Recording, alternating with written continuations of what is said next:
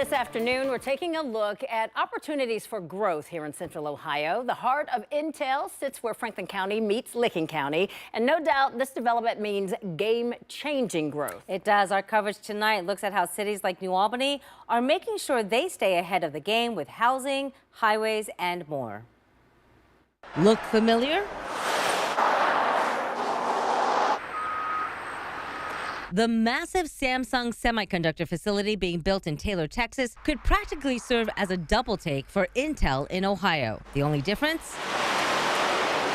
They have a 2-year head start. Those are old postcards of Taylor, Texas from way back in the day. That's why Allison Ditto, who runs a small pocket hotel in Taylor, wasted no time setting down roots. I came to Taylor because I wanted to buy a house. I'm a single mother, I have 2 teenage boys, and I had a budget of $260,000, which is not enough to buy literally anything in Austin. So we asked Taylor's mayor how leaders managed to keep the growing city affordable for 17,000 residents. Get ahead on your transportation, get ahead on your infrastructure, your water and wastewater lines, north, south, east, and west, so that it's easier, and don't put the burden on yourself, put the burden on the developers. Like, hey, we will help you develop, but pay for that infrastructure ahead of time, and we'll try and pay you back in abatements in some shape, form, or fashion. 10 TV wanted to know whether the city of New Albany, which is slightly smaller in population, is ahead or behind with that concept,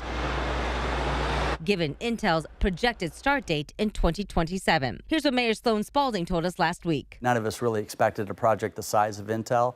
So we have a lot of work to do, but again, everyone is rowing in the same direction. But are they rowing fast enough? Mayor Spalding says yes. In fact, he says the 161 expansion that feeds into Licking County is months ahead of schedule. And a lot of effort right now is going into roads, sewers, and water lines, not to mention land acquisitions. When Intel was announced, there was a concerted effort on behalf of the state of Ohio, the city of New Albany, and our development company, the New Albany Company, in trying to acquire enough land to make sure that all the suppliers and the various entities were going to support Intel had sufficient land to go to. But there's a lot of land out there that is available for development, whether it's residential, commercial, or retail. That diversification is what Mayor Spalding says will be New Albany's key to success, much like what Taylor's mayor, Dwayne Arreola, says has kept his hometown city afloat. It's just negotiations from the automobile industry, from the food industry, supporters of all those types of industry, the pharma worlds that aren't going to go away in the long term. We also just got an announcement that UT is going to put a campus here, which is crazy. And that gives Allison even more reason to plant herself in a town where she now sees a stronger future for her family.